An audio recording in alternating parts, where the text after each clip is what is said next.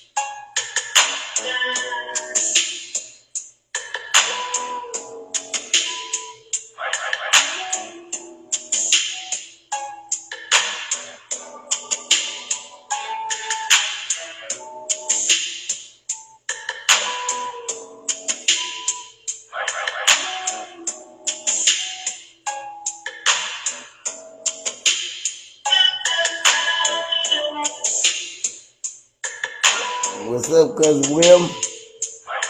What's up? Hey, what's up?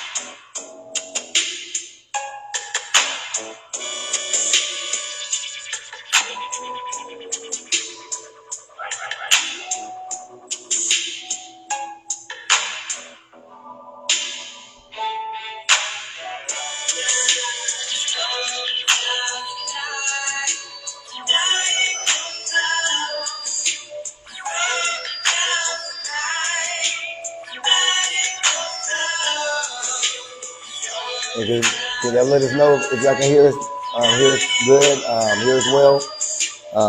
It'd be deeply appreciated. Let us know. We want to make sure everybody can hear us.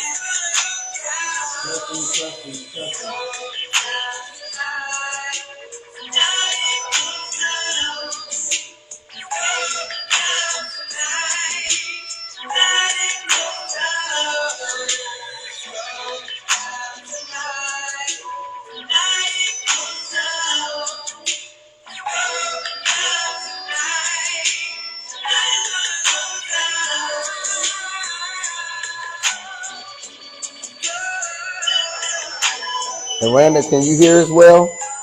We're just testing to make sure everybody can hear us. Let's see if we can get something. Randa just came on. Testing.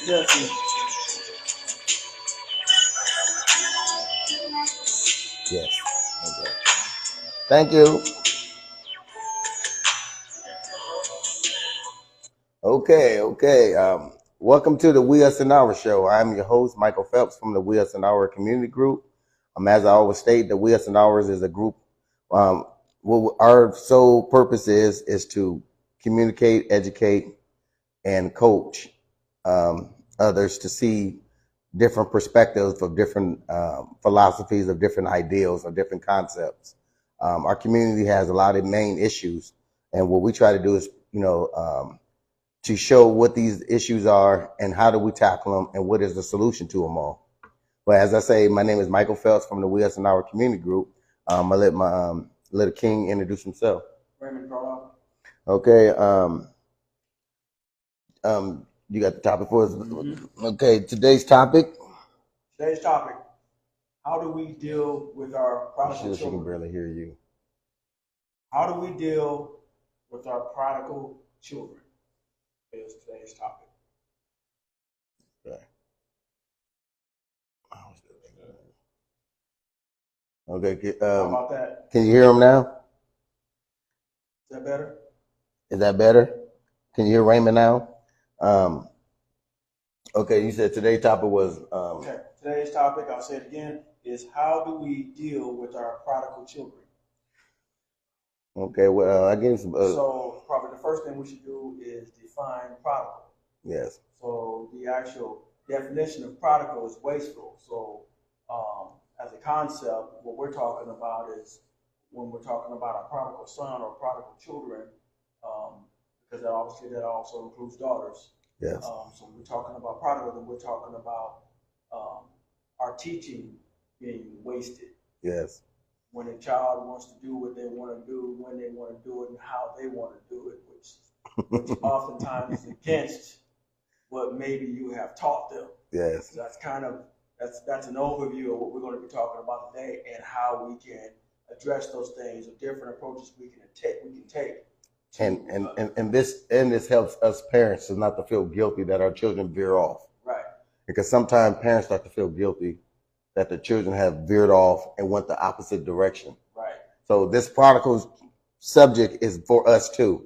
Right. It's not just for the children. It's for all of us to learn something from this subject matter. Right. And sometimes, as we all grew, we all became prodigal children. We understood the teachings of our parents, or grandparents, whoever, aunties, whatever that you was under some strict ruler. I'm not gonna say strict rulership, but someone's rulership or someone's influence over your life because you weren't able to make the proper choices or decisions. So you had someone guiding you or trying to influence you to be a certain way, but socialize you, but you as you got to a certain age, when you were younger, you understood, you followed them, but then when you start getting to them teenage years, that's when you decided, you know what, I'm smelling myself, I think I can handle what I'm going to go through. I need to learn for myself. I need that understanding. I appreciate what you're giving me, but I need to figure it out for myself. Some say that. Some just get to the straight point where they just jump off the porch and just say, you know what, I'm doing it my own way, period. Some stay home. And some just stay home. So what was the first subject? What was the first one? The first question is this. Number one, even if we are good parents, why do our children disappoint us? Is it because of our sins as a child? Do you think that we reap what we sowed? Well, I'd say that's part of it. I won't say that's all of it. Mm-hmm. I could say that it is something that when you talk about like a pot of gumbo, Mm-hmm. you know, you got some sausage in there, you got some shrimp in there, and some lobster, Crab meat. Crab meat, different things in there, okay, to make up that soup. Well, when all those things get poured into a child, Mm-hmm. okay, so but can a parent's actions positively or negatively reflect in their children? Yes, it can. Mm-hmm. You're talking about children who are being predisposed to things. Yeah. Sometimes that affects them as they get older. Mm-hmm. Because when you've been doing something for a period of time, it becomes a habit. Yeah. And there are good habits and there are bad habits. Not Yeah. all habits are bad. Not all habits are good. Yeah. So so your parenting, your responsibility. You kind of touched on it earlier, as far as being a leader or being a role model in a child's life, whether you're a grandparent, whether you're a parent, whether you're uncle, aunt, or whatever kind of guardian you are in that child's life, for whatever reason you come into that child's life and step into their role. Now you have a responsibility. Mm-hmm. Okay, so all things that you do, say, respond, how you conduct yourself can have an effect on that child or children. And it was a quote, as you was talking, there was a scripture that came. I mean, there was a passage in the Bible. Can't remember where it was at, but I remember reading this passage when it said that when the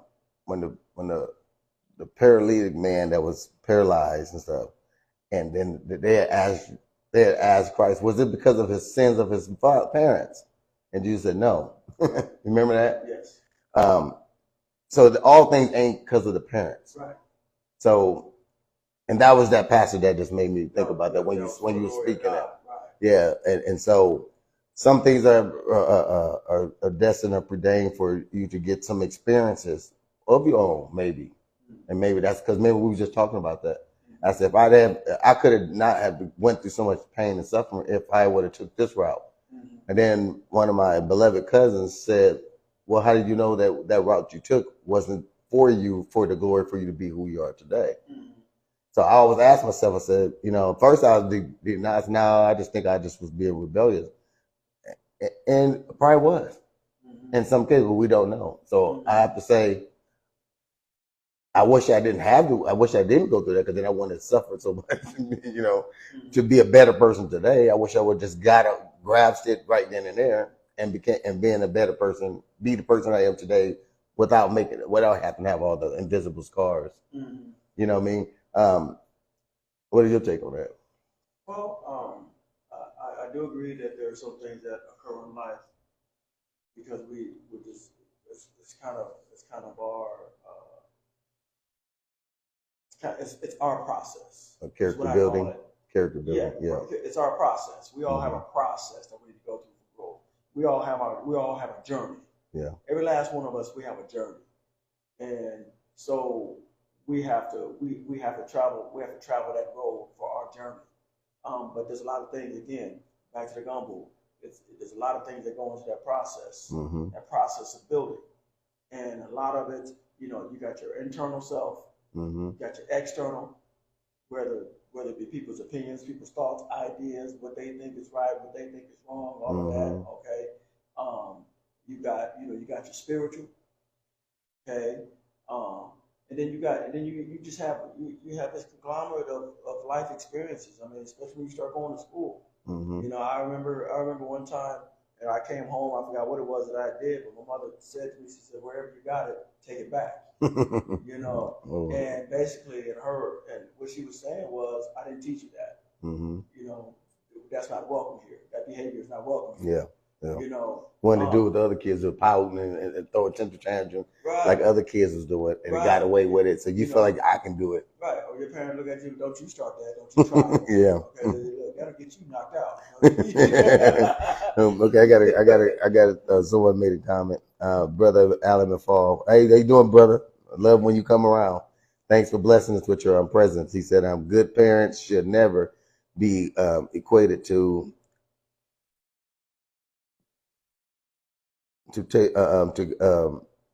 table to keep all bad things from happening. Parents, we can guide information, not force future outcomes. Yes.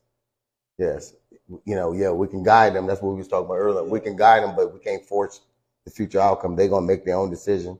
They're gonna go out, and that's what the prodigal son did. His wasteful, his thing was that he got to the point where he became selfish. He didn't want to wait for his inheritance when his father passed away. That was where his inheritance was. Even though he was the second child, he was only gonna get. The first child was supposed to get what one. He was gonna get the 1/3, but the other son was gonna get the half, right? Mm-hmm. So he just is like, I want to go out and learn for myself. I want to experience life. I want to do what he heard, what was out in the world, what they was doing, and he wanted to experience it for himself. Mm-hmm. And so he went out, after he demanded his inheritance. Mm-hmm. He wanted it now. Mm-hmm. Which is we're gonna get deeper into that part. But mm-hmm. What did you think about that when just by reading that story or hearing about that story? Just that part, him demanding his father to give him his inheritance. It just makes me think about, relate that to today, mm-hmm. Our own children. The children get to a point, there was a time where your child endured you kissing them on the cheek. Mm. There was a time when your child endured you holding their hand mm-hmm. across the street. There was a time, then they get to a certain age where, I never forget, I witnessed it, mom, kids in high school. And, mom normally kissed him on his cheek at home. Mm-hmm. So she went to kiss him on his cheek out in front of his friends. She's like, "No, mom, don't do that." And she was heartbroken. Yeah. She was heartbroken, mm-hmm. because it was one thing doing it behind closed doors, it was a whole other thing doing it out in public, mm-hmm. public amongst all of his friends for everybody to see, so everybody can give him a hard time about his mother kissing him on the cheek. Mm-hmm. It's just, and it's like it's which kind of what you mentioned earlier. And kind of what was in McFall. Oh, yeah, Alan. What he was talking about when he's talking about you can't control future outcomes. And he's right, because as a parent, you have to learn to adjust to the phases of growth. Yeah. And if you don't adjust to the phases of growth, then you're gonna run into problems, because as they're growing, as they're maturing, and as they're getting more and more independent of you, you kind of have to learn to kind of let go of the reins a little bit, little by little by little by little bit. To a point where they get old enough, you let them completely go. Yeah. It's funny when we just talked about that. I remember an incident happened. I had an asthma attack at school and I didn't have my medicine. So the school called my mom, and my mom didn't have the medicine. She called my grandpa. So my grandpa was coming up to the school to bring the medicine to me. And when my grandpa used to drive, he was beat up station wagon and all that. And I asked him if he can pull around the back so everybody wouldn't see him. Mm-hmm. And he told me no. He said he pulled up in front of the school. You better be out there and not getting it. And when he was pulling it pulled up right when the bell rang. We was passing classes, and at Norris Junior High. I remember that. And everybody seen his thing, and everybody started talking about me, So it was a hard, I can understand when you get to a certain age, because before then I didn't care. When you're young, you didn't think about that stuff. Right. And when you start getting a little age, where you start to notice little things that little kids got more than you, or because when you growing up, you don't pay attention to all that stuff. Right. Then as soon as you get around your peers, then all of a sudden everything identifying things start to become familiar or more non-acceptable, like things like your mom kissing you when she dropped you off at school, or holding your hands while you walk across the room and see your friend. See, those things become non-acceptable now because you got too many peers watching that ain't getting that, but you don't realize they're not getting it, so that's why they're talking about you. You know what I mean? Yeah. And so when my grandpa came up, a lot of kids didn't have a grandfather that came up and pulled, gave them something. But guess what? It made me not want to ever ask my grandpa to come up to the school anymore because I got talked about so bad. It just, it embarrassed me, and I'm glad I never mentioned that to my grandpa. But, I just was thinking about that when you guys said that. Oh, I got another comment by Brother Allen. He said, there are tons of parents who honestly don't equip their children with information values, but are quick to show disappointment in our children because their shortcomings often diminishes the parent's perfect image they project to others. Yes. Yes, and that happens a lot. Sometimes as parents, when we get to a certain age or a certain pillar in our life where we feel like, when I was a child, I behaved as such, I did as such, I thought as such. Now that I'm an adult, I have put away those childish things or those foolish things, and now I get into a position where I am spiritual or religious or whatever how we want to call them. Then we overlook where we was at a child's age. That's where the growth comes in at too, because those experiences should be taught back down so the kids can experience the same evolution. If the parents explain the evolution of their growth with more details and more fine tuned, I think that the children will be more acceptable. Sometimes we just force feed them to understand where we're at now. We forgot where we was at one point in time, and I think that's what I want to say. Alan, is that what you're kind of saying, brother? And I think that's what happens and why kids rebel, because times are different. Kids are different. We know kids can be hard. They're your worst critics when you're going to school. You remember Charles used to go to school with all the church clothes all the time? Everybody talked about him. Everybody talked about him. He had clean clothes on, he had decent clothes on, but they were just church clothes, and he didn't wear the hip clothes, the breaking clothes and all the stuff we wore. And so everybody talked about him. He had his Bible with him every day. Remember that?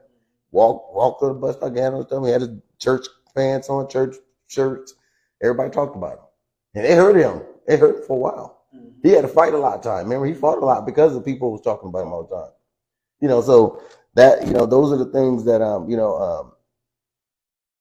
that's what brings out the prodigal part of a child too. Because, you start to say, dang, this ain't working over here. I got to find something new. So Charles probably went out and bought, when he got a certain age and would go to work and make his own money, he probably bought it. He went and bought his own clothes and, probably bought everything that wasn't church clothes. Yes. The opposite. So he wouldn't be reminded of what he had to go through when he was a child. And I see where you're going with that. Man, I'm just saying, because every time we're talking, something clicks in my head and all these things come up. Yeah. And I'd be like, man, that's deep. I said, I just thought about that. Man, that was. I seen that prodigals heart creep in to people's lives. What you're talking about is what you're starting to address is the why. Yeah. Why someone might become a prodigal child, and when you start asking those questions, then you gain a deeper level of understanding of how to address it. Oh, okay. Alan said, I mean, it is more as a slight against parents. Our anger, disappointment towards our children is often just a mirror of disappointment we have in ourselves. We projected on them. Yes, and sometimes you have you get people who try to live vicariously through their children. Yeah, sports, especially in sports. Oh man, something you were never able to achieve. You pushed them too hard. Yeah, you're gonna let them get a day's rest. Music, whatever. You think about that movie, Mo Better Blues. Yeah. Denzel Washington's character he was a child. Mm-hmm. You know, how they made him practice every day, all day. They get to go out and play with his friends. Michael Jackson, like the Jacksons. You know, the Jackson 5. You know, Mm-hmm. the Jackson, same thing. You know, then you wonder why they turned out the way they turned out and why he was kind of messed up in the head and why he thought the way he thought. And, you know, had imagine being Peter Pan and stuff like that. You know, not being funny. Yeah. You know, not being funny at all. Found a better relationship with a rat than he did with his family. Right. So it's just like, you know. Ben, that's what the rat called. Remember Ben? But then again, it's how do you, and it's, you know, now it's going that direction. How does a child become a prodigal child? Yeah. Yeah. What goes into that? What drives them to that point? What is their why? Mm-hmm. Mm-hmm. You know? And that's the story. Nobody in the scripture didn't give us the full meaning of why how he got to that point, and why did the other son stay. Right. But you know, you could tell there was some bitterness amongst both of them. Mm-hmm. But there was it was a threefold ministry there. Mm-hmm. You know, even the father had to learn something. Mm-hmm. You know, so it's always important that everybody learns something in the process, because nobody's perfect, but we live in an imperfect world trying to be perfect beings. Right. And I think that's where I think that once we understand that we're not perfect, but we can strive for perfection in ourselves, like Alan was saying, you know, and that is being understanding, coaching your children through things, because you already know they're gonna, you know, like when you got all these light, say for instance you remodeling your house and you got kids living there, you got all the faceplates off because you're gonna replace them, and you realize you didn't have enough of them, so you got one or two. I got to get that in the morning, but you threw the old ones away. Mm-hmm. So you got to you got to coach your child not to go over there and mess with that plug, because it's dangerous. It's live. Mm-hmm. But the child is going to look at it as like, okay, well, you know, they just curious. They want to go over and mess with it anyway.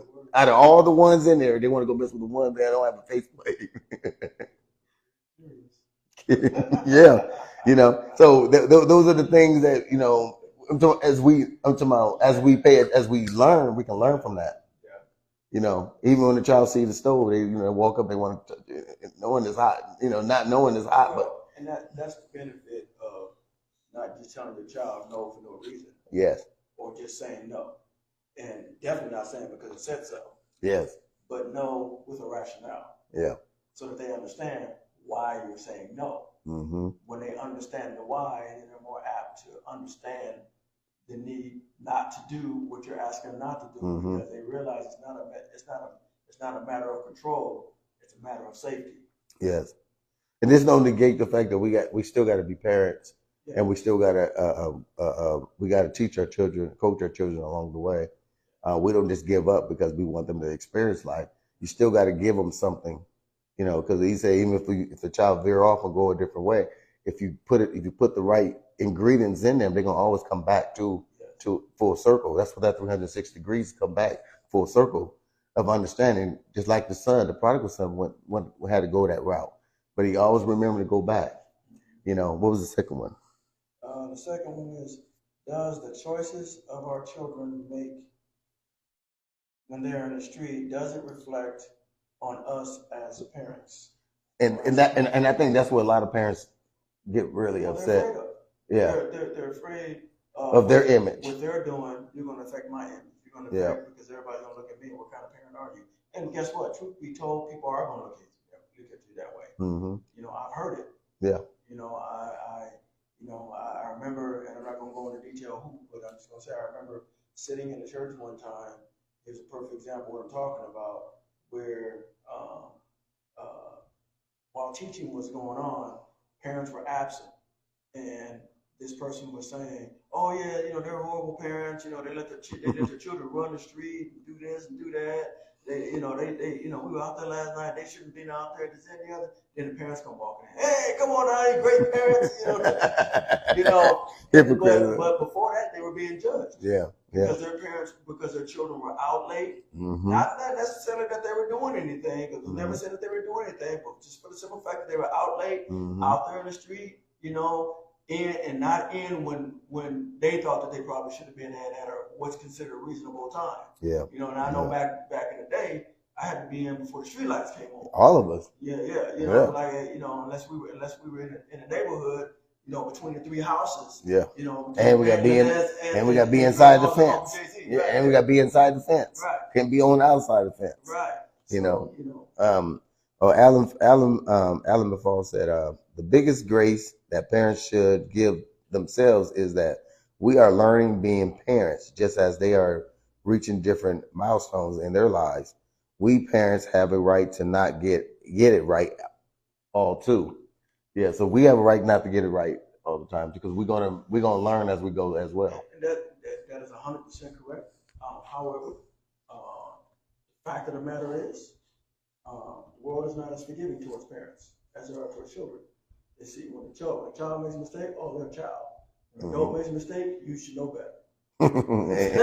and the sad part is, if they would have read when Paul wrote the part where he said, "When I was a child," how old was he? He wasn't no young kid at the time when he said that. Right. That was when he became aware of Christ. But he was talking about, you were talking about maturity. Yes. To a level of maturity. And it took a milestone. It took him a certain age before he maturity. And that was because he had got blinded.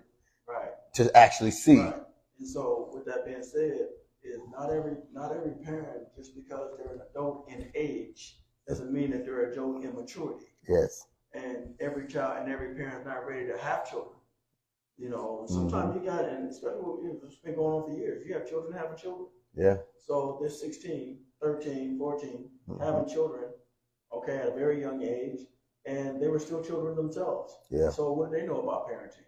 Hopefully they had to depend on their own parents to help them raise them and their children. Yeah. And, so. And we keep forgetting that even as growing up, we seen a lot of parents that wasn't great parents. Mm-hmm. They was learning as it goes. So they was pushing their kids on their grandparents. Exactly. They were pushing. And the grandparents was raising the kids. Or living with the grandparents. Or you have parents that still wanted to live a life as children, still wanted to be on a good foot, still wanted to be on the street, and then they got children raising children. Exactly. So, Alan said, parents play both sides of the fence when our children are successful and doers in the world. We are quick to embrace that, but let that child be a mess, and all of a sudden the parents wants ton distance themselves from the behavior. Yes, and that does, and I see a lot of parents do that. They distance the child when the child is the one that's bringing them hell. Actually, as we say, that child reminded me of you when you was little. You distance yourself not from that child, you distance yourself from yourself.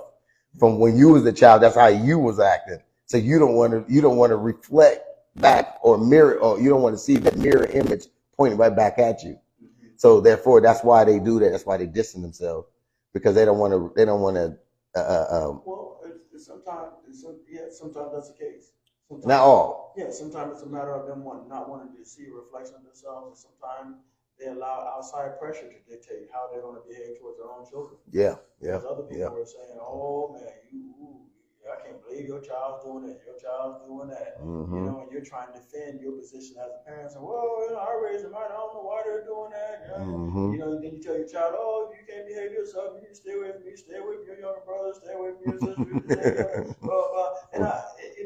And there's a lot that goes into that. Yeah. There's a lot that goes into that. However, the reality is that no outside pressure should determine that. Yeah. That conclusion that you come to, you have to look at your why, of why you're separating, your why you're staying connected, your why of what do you think needs to be done in order to reconnect with a prodigal child, a child that seems to be doing the opposite, being wasteful of everything that you have taught them that you believe was right. They haven't left behind their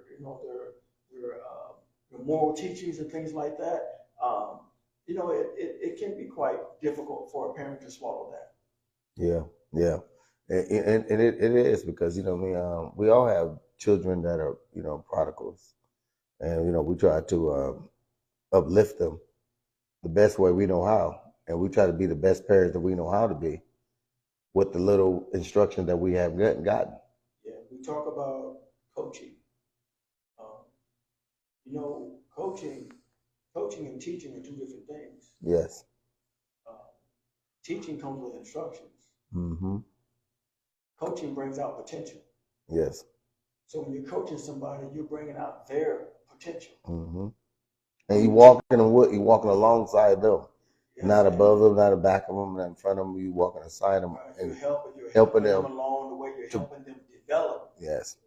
And that's what coaching is. Mm-hmm. A lot of parents don't know how to coach. Yes. They know how to instruct. They know how to tell. Do this, do that. Don't do this. Don't do that. They're really good at telling. Yeah. But they struggle in the area of coaching. Yes. Because see, when you coach, you have to bring out their potential, not your potential. Yes. If that makes sense. Yeah. And they don't know there's 3 different ways of teaching. Some preach, some teach, and some coach. Mm-hmm. So sometimes most of the households nowadays are becoming more preaching versus teaching and coaching. That's yelling. That's called yelling.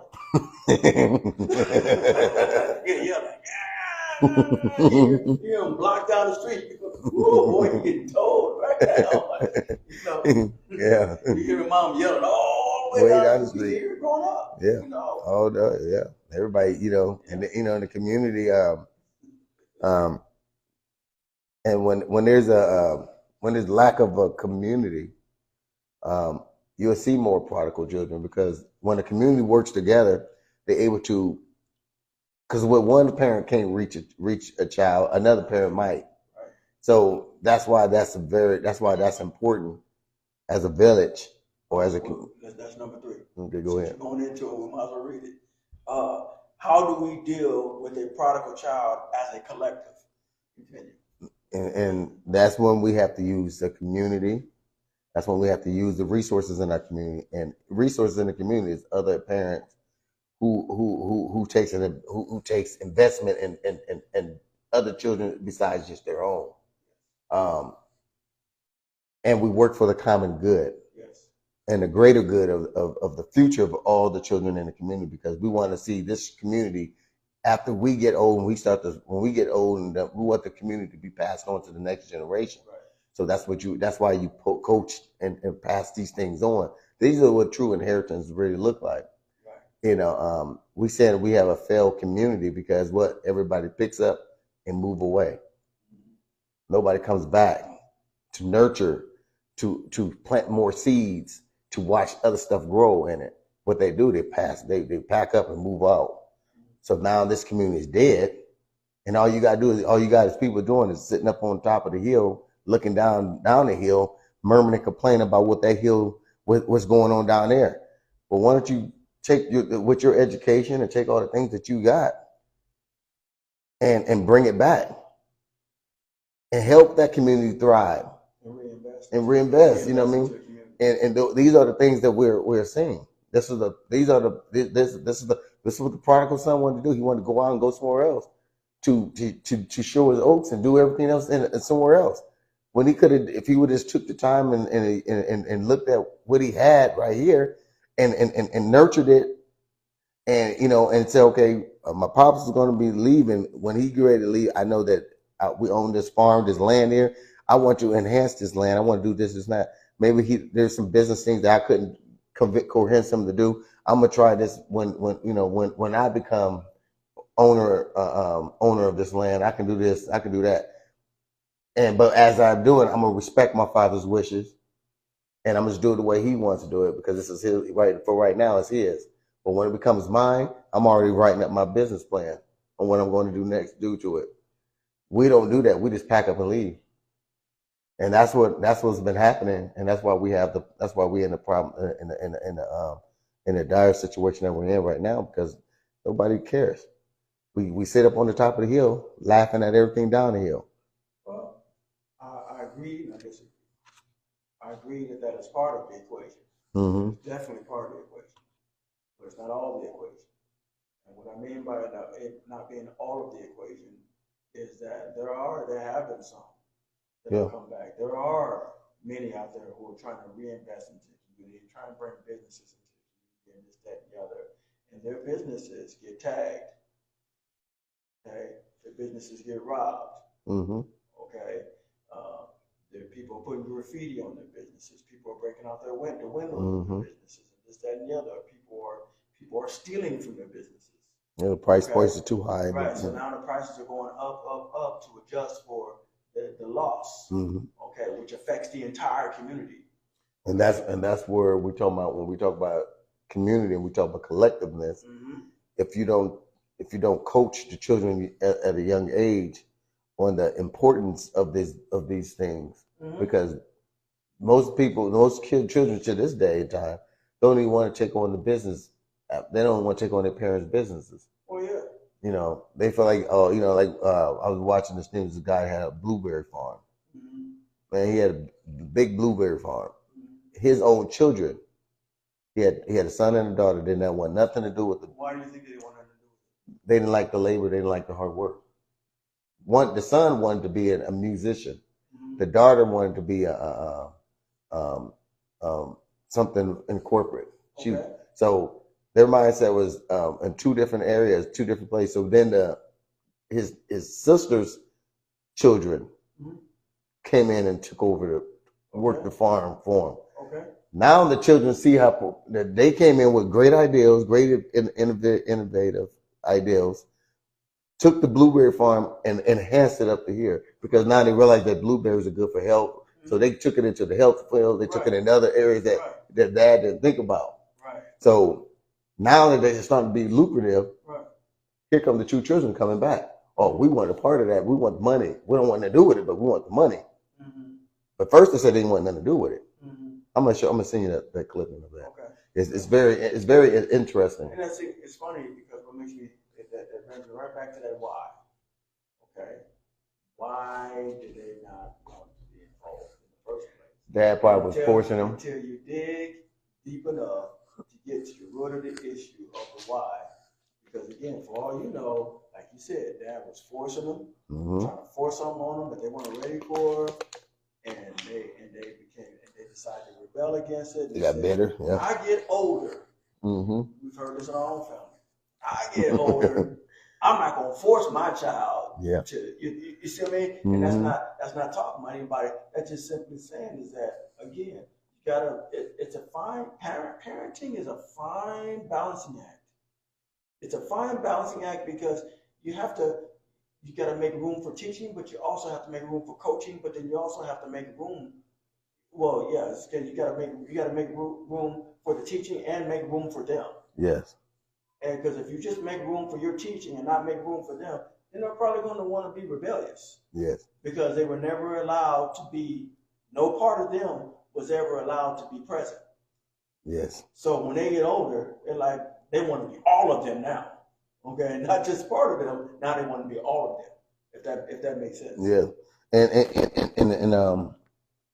And a lot of that, a lot of those things are due to some children just don't have Grandpa tried to teach us to farm. You know, he wasn't forcing us to doing it, but he wanted us to take some type of pride and initiative to want to learn.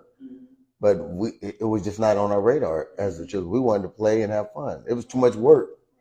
It was just at that time. It was like, oh man, I don't want to get dirty. I want to go out and play football. I want to go play basketball. I want to go hang out up the street. You know, so then we wanted to do sports after school. Do all the other things. We didn't want to just come straight home and get to the farm. And Grandpa had chickens and stuff. We didn't want to go in there and get them eggs out of the chicken coop and all that. See that again? That brings me back to the movie More Better Blues, because the mom and the dad had two different philosophies of raising a child. The mom was a more stricter one: study, spend all your time. And the dad was more easygoing. He was like, man, go and let the child go out and play. Let him go and be a kid sometime, No, he needs to this. And every once in a while, the dad would sneak behind the mom's back and let him go out. And say, all right, you do this, and then like mom said, then go ahead, go play, man, you go. But and what that showed me, what I get from that is that it's the importance of balance. Yes. Yes. All all work and no play makes I forgot how the saying goes, but some adult boy. I Yeah. forgot what the name was. I know what you're saying. But you know, so it can't be all work and no play. Yeah. There's got to be balance. Yes. You've got to allow your children to have a release, Mm-hmm. and then they're more apt to put in that hard work because they realize there's an end in sight. And, but if you work them like slaves, mm-hmm. and they don't see an end in sight, then they're gonna eventually have a bad attitude.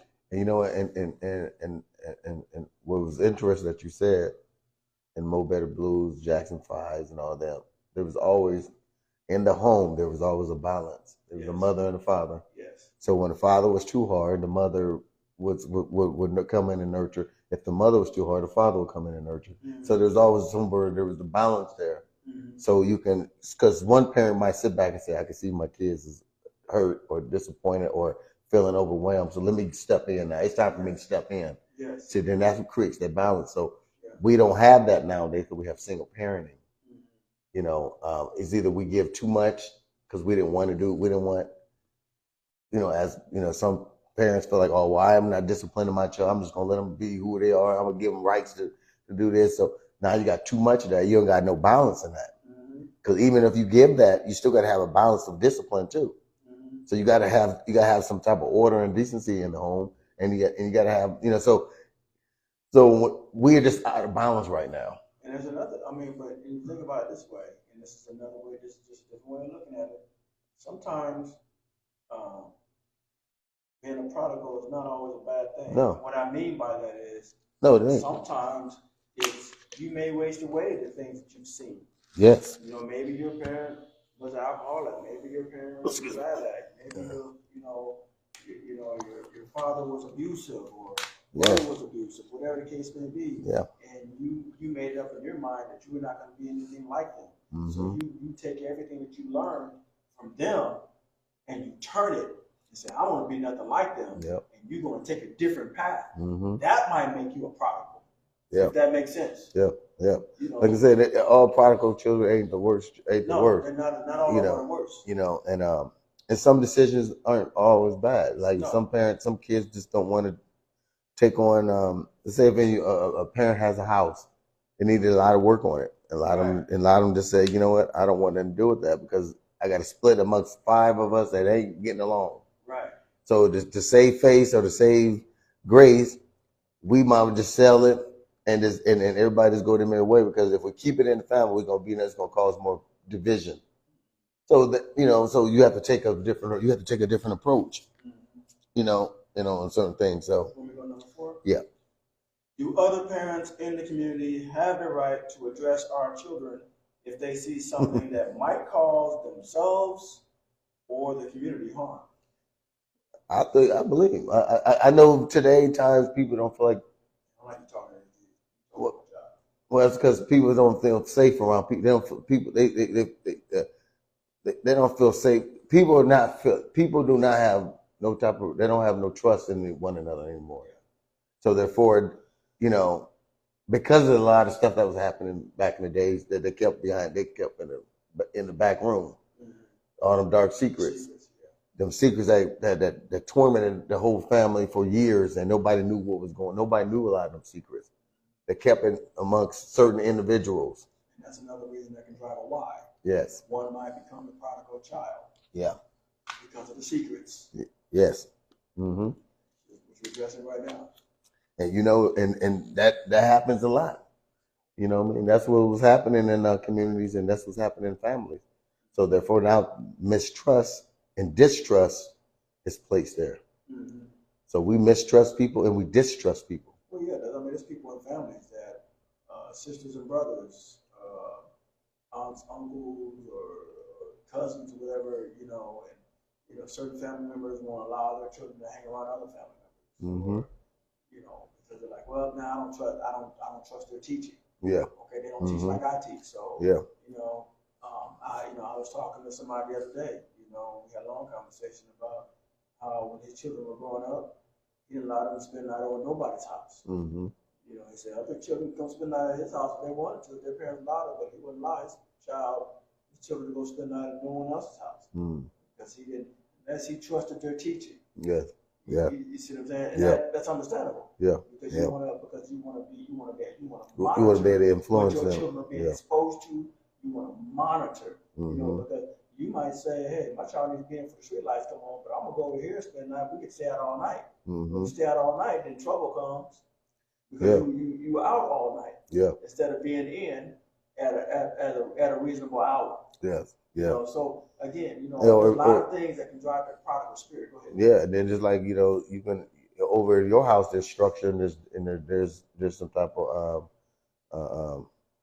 accountability and responsibility. Right. You go over there, they have no responsibility, no accountability over there, so they just let the children run wild. Children, everything's in and out of their house. They children got guns in their dope in their house. Right. And so you let your sons and kids go over there and spend the night. Then what do you think they're gonna do? They always gonna be influenced with the big cousin who looks that everybody's looking up to in the streets. Right. So then they take away from you as a parent because now that child's want to look over here to his big cousin or his big brother or big sister or whoever. So you have to you have to pay attention to who they looking up to because and in some cases as a parent, even if you do all those things, you might lose. Yeah. Because they're gonna still find a way. They're gonna drift their way over there. Well, sometimes they make it up in their mind that that's just what they want to do. Like I said, it's a double-edged sword. Yeah. It is a double-edged sword because it's a matter of, okay, if you keep too tight of a grip on them, they're going to be curious. Yes. If you don't keep a tight enough grip, then you're going to lose them because now you're too permissive. Yeah. So it's just like, okay, it's like, how do I balance as a parent, how do you balance that? How do you find it? And it's hard to do. And really what I've learned, with my opinion, is that every child is different, which means that you have to know your child and what makes your child tick, and know when to tell your child no. That may not work for everybody else's child. It may not work for this child over here. As a matter of fact, you might have siblings. But what worked for one may not work for the other one. Oh yeah. So the better you get to know them, the more time you spend with them, and the better you know them, then you know how to deal with them. Yes. Yeah. If that makes sense. Yeah. Yeah. Some people can come to you and tell you about your child, and if you really know your child, you'll know what your child's capable of doing. Right. And, so you'll never just jump firsthand and say, "Oh no, I ain't my child. My child will do it." There's a lot of parents out there today are doing that. Blinders on. Yeah, and they don't have blinders on. They just refuse to believe. They just refuse to hear it from someone else. Yeah. You know what I mean? A lot of kids, little boys that got murdered in the streets, their daughters in the street, and they'd be the first ones to say, "Oh, my child was such a good child. My child was in school. My child was okay." But why were they just shooting at your child? There's a reason why they were shooting at your child. I'm pretty sure they just not. Now I can say a stray bullet can come through and hit something. Don't get me wrong, and that can happen too. But if your child was constantly getting in as a target, that means that he was doing something. And look at the why. Okay? If you're a target, then why are you? Is that and you never and always at least be humble enough to say, okay, go back and say we all know our children. We know our children had a certain curious spirit, where you're curious to be out there doing certain things or hanging out with the wrong. You see your kid coming in here hanging out with his pants hanging off of him. He looked like he's into something. We have in our community we have to address those issues as well and quit covering up for our child's behavior. If we want them to not be the prodigal child in the negative way, let's make them a prodigal child in a positive way. True. And part of that, and not saying it always works, but I would say that a good portion of it is being a proper role model. Yeah. For your child, because you bringing it in, but then you want to tell your child they can't bring it in. What's to stop them from bringing it in when you bringing it in? Well, this is my house. This is my rules. Exactly. That's the thing. My house, my rules. Do what I say, not as I do. And that kind of teaching doesn't work because you lose all credibility. You lose all respect. They're more apt to respect somebody who's strict but consistent. Yeah. Than to respect somebody who's not strict and inconsistent. Does that make Exactly. sense? Yeah. Because at least they know what they're gonna get from this one over here. Mm-hmm. This one over here, it depends on which way the The wind wind is blowing. blows. The wind is blowing, and that determines what you're gonna get. Hmm. So that can make them a prodigal. Yeah. There's a lot of things. Yeah. That goes into whether a child becomes a prodigal and what kind of prodigal they become. Mm. Make sense? Yeah. Yeah. That we this is a good subject because really I hope that a lot of parents understand it, and children understand who are watching that we don't have instruction on how to be great parents or great children. We learn as we go, and we have the Bible is one of the good books of understanding some of the fall of man, why they started to fall, and what was the behavior behind the falls. And you can go back and read some of those. If you don't want to believe in the Bible and all is what is word, you can at least look at the stories and see some reflection in them and understand that some of them stories reflect on some of the behaviors that we're having. That we're possessing from the same characters in the book, and then it can show you how you have to deal with those characters, deal with those spirits, deal with those things that's taking place. How do they overcome it? That's what I use it for. So I don't say it in a way that and I just think that if we took it and learned from those stories. Because like I said, we're not great parents, and we all learning as we go, and so we can take some of them stories and learn from them. Like the prodigal. So this is a great story for all of us to learn as a parent and as for children. He can learn from the child. It don't say why the child wanted to leave, but if we took and put our guess in, he probably just didn't want. He probably was tired of getting up every morning, every day, working and feel like he didn't have enough fun. Probably to say, oh, you know what? I want to have fun now. I'm tired of working. That's just probably what some people might think of. Some people might just look at, oh, he just being rebellious. Everybody's going to see it differently. You know what I mean? So that doesn't mean nobody's wrong. That just means that you seen it from the south, he's seen it from the east, he's seen it from the west, he's seen it from the north. Everybody had their own view of what they seen in the story. But that don't mean that the stories is wrong. It just means that that's just everybody's opinion. That's what it left you up to, an opinion on what could have happened, why it happened. So we just trying to have this discussion of why a prodigal child in the scripture, why did they come forward? Why was it told that way? Mm-hmm. So with our personal growth and our development process of thinking, we like, okay, well, maybe he was, like you said, maybe he was being forced to work all the time. He got tired. He wanted too much work, no play. You know what I mean? Or the father was probably just too hard on him at one point in time. Because the father probably knew, oh, you just like me when I was a kid. I'm not going to let you get out there and do that. I'm going to work the mess out of you. I don't mind the devil's playground. You know what I mean? So he constantly put more work on him, so keep him busy, keep him from doing things, venture. But in his head started spinning, saying, oh, I don't know. Yeah. Yeah, he probably was sitting there. Allowed to do. So yeah. He got outside of a prison cell, he had to see himself over there. Stuck in the cell, in the cell of punishment, the cell of working hard and sweating all day and never been able to have no time to be outside the cell, any free time. And that I can see that. Yeah, you remember when God told Solomon don't marry all them different women. But he wanted to go out and venture out and see other women. He wanted to look at the beauty in other women.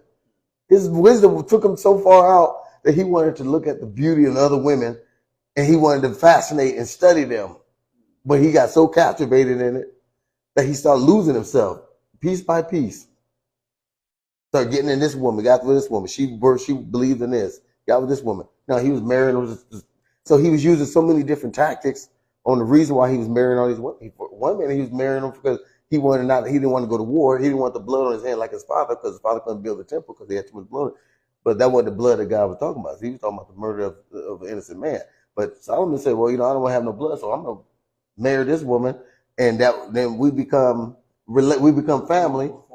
Yeah. So we have that. So, but he had to take in everything they had.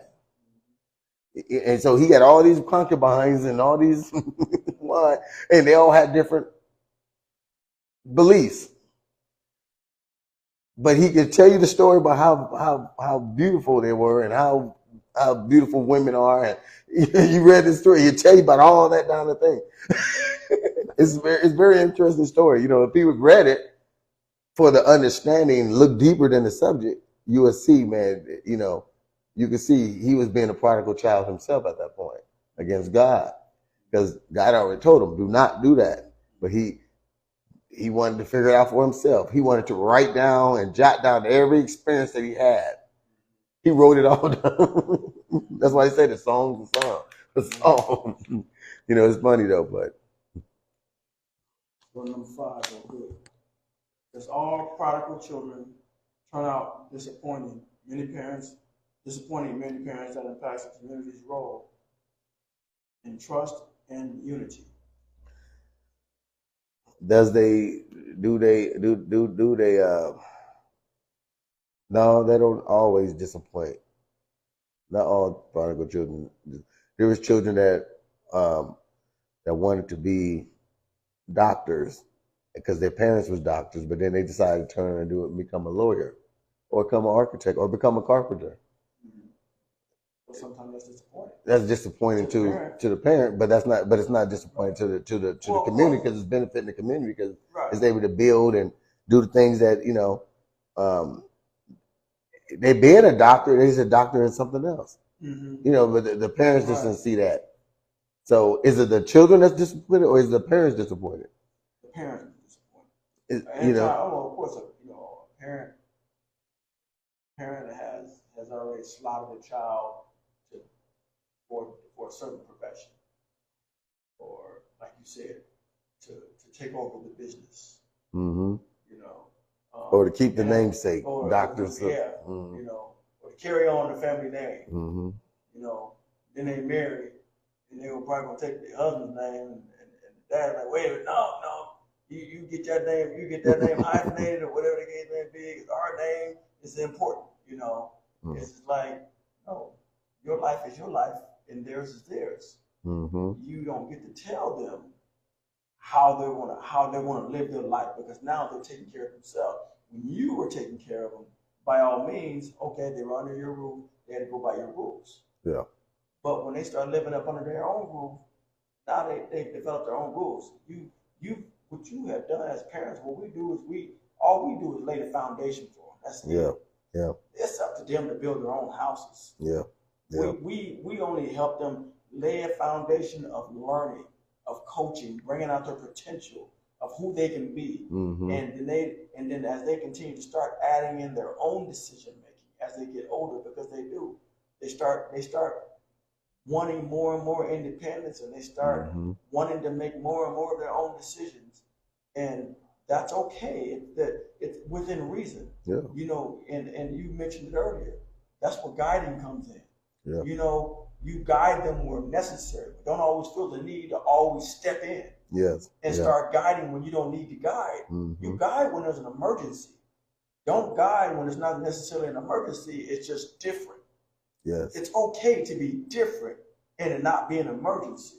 Mm-hmm. But if it's an emergency because it's going to hurt themselves or somebody in the community, that's an emergency. Yeah. Now you step in. Yeah. But don't grab the steering wheel from them simply because they want to be a little different. Yes. Yeah. That's the key. You know, it's because you gotta make room for them to be them. Yeah. And not you. You had a chance to be you growing up. And if somebody ruined you by making you be them, don't turn around and do that same thing to your child. Yeah. Because you already know what it feels like for somebody to have robbed you from being you. Mm-hmm. And then you turn around and dislike someone robbing you, and then you turn around, you rob your own child. Yes. Yes. It should be that is something you should have learned from. Yeah, and that's the sad part. People don't learn from past mistakes. Mm-hmm. You know, and that's one of the things that we have to learn from past mistakes. You know, and past mistakes help us develop better processes and better relationships.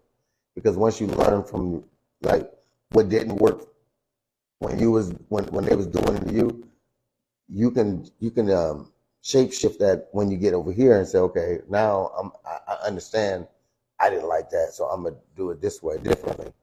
And the greatest weaponry you ever can have is love.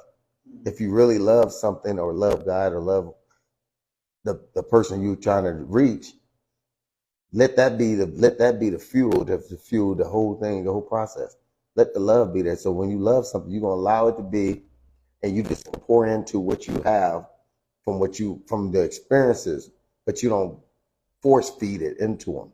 Mm-hmm. You let the love be the nurturing aspect of it.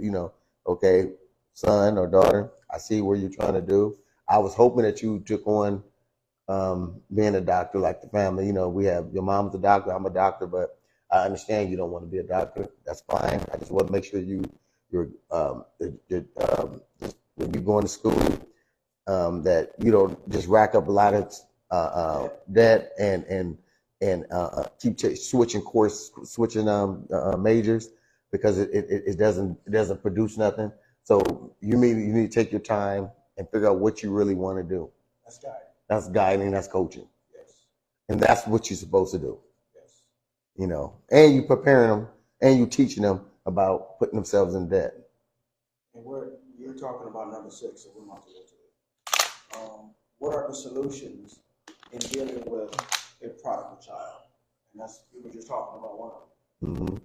The importance of knowing, we talked about knowing when they die. You can see that they're kind of flip-flopping all over the place. Mm-hmm. That's when you step in and guys say, hey, make a decision about what you want to do, and then help them find that. Yeah. What do you start asking questions? What do you like to do? What do you think that you can be the best in the world at? Mm-hmm. What do you wake up thinking that you want to do? What do you go to bed? What's always on your mind? What is something that you really enjoy doing? It really gets you going. It really makes you want to get up in the morning. That you really get excited about. That's a major. That's something that then you figure out how to make money doing that. And then you ask them a question. Yeah. Then you ask them a simple question. You said, do you want a job or do you want a career? And then you break down the difference between a job and a career. Right. And then you allow them to marinate on that, and then you come back to them another time and say, right. Okay, did you figure out, do you want to work for you want to work and work for go to a job, or do you want to go where you have a career at? Mm-hmm. Because that's it. That determines the type of money you're gonna make. Yeah. And it's gonna determine what you're passionate about. Yep. That's gonna determine. Something else you got to throw there. All the time you give somebody guidance. You got information, like the old saying, information is power. Well, you have to give them information. Mm-hmm. And inform them on what it's like to just have a job with no benefits versus having a job that has benefits. Mm-hmm. Benefits lead to retirement. Mm-hmm. Okay, medical insurance, life insurance. Because all those things are important, because you can work for yourself. Okay, mm-hmm. But then you want to have a plan for yourself. Yeah. If you're satisfied working McDonald's, Burger King, or whatever, that's fine. Garbage, whatever, fine. Okay, but make sure that you have a plan. Think about your future. Yeah, okay, think about how many. Lead, or am I just doing this for now as a stepping stone to get me to another, level? That's okay too. If I decide I want to have a family, is that going to be enough to provide for that? Exactly. Is it going to be enough to have a house, exactly. have a car, and be able to pay the insurance, be able to do the maintenance, be able to do these are all the things. These are all what parents got to coach a child into understanding these little micro levels of understanding. But and it is hard because sometimes, but you have to catch a child when they're at a point where they're willing to listen. Right. Some children ain't willing to listen right now because they're too busy trying to, because the world is moving so fast. They just caught up in cyber that they don't have time to focus. You only got 5 seconds to get. You only got 5 seconds of the attention, and after that 5 second, the attention span is gone. So within that 5 seconds, you have to be impactful. You have to be impactful. Yes. You have to pick and choose your words wisely Yes. for that 5 seconds. You have to be impactful. That's why I said when you do anything in the community or you do anything in the family, anything you do, you want to make sure it's impactful. And it saddens you when you realize it's not being impactful. What you're trying to produce is not being impactful. Because if it's impactful, someone else picks up the torch and moves it forward. If it's not, then it's stagnated. There's a reason why something is stagnated. Either just because there's elements that are missing, or there's not enough of something. And when I always look at, when I bring family together, when I do this, when I see it ain't moving forward, there's a lot missing there. And I always say, let's find out what's missing. And it's love, and it's trust, and it's distrust and mistrust there. And then it's lack of love in a harmony way. You know, when all instruments come together, they play together, and it brings out the best harmony, and everybody can feel it. Yes. And when the family comes together, that everybody's an instrument in there. Yes. And when every instrument is not playing, they playing out of tune, or they not been adjusted or whatever, it doesn't play right. So that's why you don't see nothing flourish. So I always ask myself, what is it that we're not doing that's not impacting us? So I'm trying to try something new every year, trying to see where we can do something new. So I don't know if there's certain games we need to bring that would bring the youth and the elders together to interact. Can we break these little pockets up over here? You know, we're always trying different things. You know what I mean? You know, and then when soon you try something new, something else breaks out. Right. You know, throws you back 10 feet. Right. So we have to go back to the drawing board again. Mm-hmm. Okay, what do we need to do next? Because there was something that wasn't fine tuned there. Mm-hmm. So we got to go back and figure out where it is. Was it that person that was a piano, where she's not tuned in right? Mm. Or was it that person that was the baritone, the trumpet over there? Maybe they missed the beat. Right. You know, so we have to go back and figure that thing out. This is our job. This is our responsibility. And that's what we do. That's what every parent has, that job right there. Yes. It's trying to figure out what to do.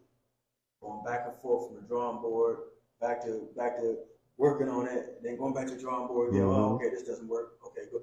That's what a parent does. Yes. You know, okay, this works. Okay, we'll remember that. Okay, this didn't work. Okay, why didn't it work? Okay, did it work because of application, the way I was applying it, or did it work simply because this is a different child? And maybe I'm trying to force something. Maybe I'm forcing the puzzle pieces together that's not that don't fit. Yeah, into a shape that's not built for that. Yes. You know, it's like it's constant adjusting. Mm-hmm. You know, and that was one of the things that we seen past family thing. We try to force a puzzle to fit, and it just didn't fit. Yeah. And it caused more damage than it did good. Yeah. So we learned from that. Yeah. And we moved that forward. Right. So as we trying our best to figure things out, you know, it said 2 or 3 gather, so should he be in the midst. So now as we come together and do what we're supposed to do, we're gonna overcome the atrocities of what we're at right now. Because I believe in my heart that we do for the willing as well for the ungrateful. Yes. We have to do for the ungrateful as we do for the willing. And some people are just ungrateful, but we have to figure out ways to get them to be willing participant in the overall view. That's a hard task, and it ain't easy. And we got broad shoulders for a reason. As men, we got broad shoulders for a reason to carry the burden of all that, and we're gonna have to just figure out ways to do it. We got to try different things. You know, we got to twist, turn, whatever. You know, pull, shove, pull, push, pull, whatever we got to do. We got to do it. It'll work itself out one day. So, and I believe that the prodigal child is in all of us. And so what we're dealing with, a lot of prodigal children, regardless if they old or whatever you want to call them, they're still children, because we're not dealing with the adult. We're dealing with that little child that was in them. That's still hurting. Inside that adult. Yes. And that's what we're dealing with. Every time when we see some distrust, that didn't come from no old age. That came from something that happened when they was a child. and they still relying on that. There's history there. Them, so we got to tap into those youth, the children that's inside of them, and try to talk to that child. We got to, you know how they said we told the Exorcist when they said we don't want to talk to you, we want to talk to the person that you possessing. Yeah. We got to do that same thing with that adult. We don't want to talk to you. You 60 something years old right now. I want to talk to that 5-year-old girl that's in you or boy in you. That experienced this, Mm-hmm. this. Yes. That made you who you are today. Yes.